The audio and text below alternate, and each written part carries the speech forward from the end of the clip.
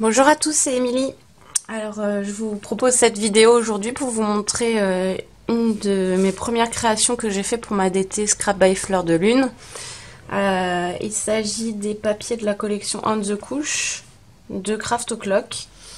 Que vous dire, j'adore. J'adore les couleurs mêlées gris et jaune. Vraiment, j'ai vraiment apprécié travailler ces papiers. Donc j'ai décidé de faire un mini-album. Mon mini-album, il est assez long. En fait, je l'ai fait comme ça parce que il fait office de home déco. C'est-à-dire que là, si je l'ouvre, hop, je peux le poser. J'ai un système d'aimant, hop, ici. Et en fait, voilà, ça devient un support pour pouvoir tourner les pages et qui reste posé sur une table, sur un bureau. Voilà. Donc, je vais vous montrer un petit peu les pages au fur et à mesure. Qu'est-ce que j'ai utilisé? Alors, ce qui est pratique chez Craft O'Clock, c'est que on a plein de choses à découper autres que le papier. Donc en fait là, j'ai pas rajouté beaucoup de choses en dehors de la collection parce que on a une tonne de découpes. Là, je vous montre quelques-unes. Par exemple, on a ces petits napperons qui sont quasiment dans toutes les collections, il me semble, qui sont dans les kits de papier 15-25 par 15-25. Et je crois qu'il y a 2 feuilles à découper à chaque fois avec les motifs. C'est super pratique. On a des petits die cuts comme ça, que j'ai utilisé pas mal, que j'ai aussi détouré dans l'album. Les fleurs, elles proviennent de la petite étiquette qu'il y a sur le kit de papier 30-30, où il y a le nom de la collection et les visuels des différentes feuilles. Donc au dos, on a ces magnifiques petites fleurs à découper. Ça, c'est génial. Et puis toujours dans la collection 15-25 par 15-25, tout plein de petites étiquettes aussi à découper. C'est très pratique. J'en mets partout, moi, donc c'est vraiment très sympa. Voilà, voilà. Donc, écoutez, je crois que je vais ouvrir mes anneaux pour vous montrer les pages au fur et à mesure, parce que si je les retourne comme ça, on va les voir à l'envers. Alors qu'en fait, le principe, comme on le pose sur la table, normalement, quand on retourne la page, on la voit du bon côté. Là, si je le fais en vidéo comme ça, voilà, ce sera à l'envers. Donc là, c'est la couverture. J'ai mis une petite enveloppe où on peut placer quelques photos. Voilà, je vais enlever les anneaux. Je vais enlever les pages surtout. Hop, ce sera beaucoup plus simple. Voilà. Donc, j'ai choisi de faire à chaque fois une face sans possibilité de mettre de photo, juste pour de la déco. Et l'autre face avec un emplacement photo. À chaque fois, l'emplacement photo est caché.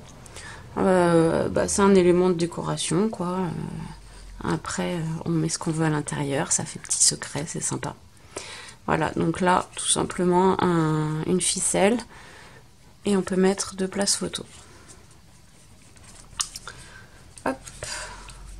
La seconde, voilà. Alors là, c'est pareil, une petite cachette. Du coup, on peut mettre 2 photos. Et en fait, comme les pages grandissent au fur et à mesure, les photos deviennent de plus en plus grandes. Hop. Ici.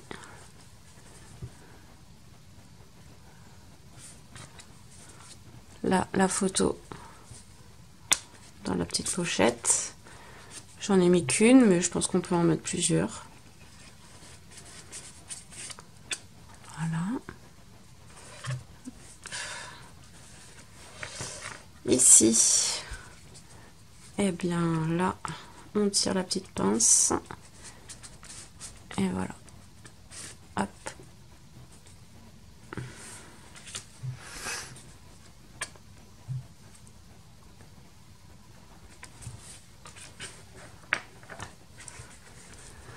Là, donc côté déco, ce petit élément et les fanions, ça fait partie des die cuts qui sont dans la planche comme ça. C'était des petits ronds, je les ai détourés. Je trouvais que c'était sympa. Hop, et de ce côté-là, j'ai fait une petite pochette. Pareil, où on peut mettre plusieurs photos. Hop, si j'arrive à les ranger, ce sera mieux. Voilà.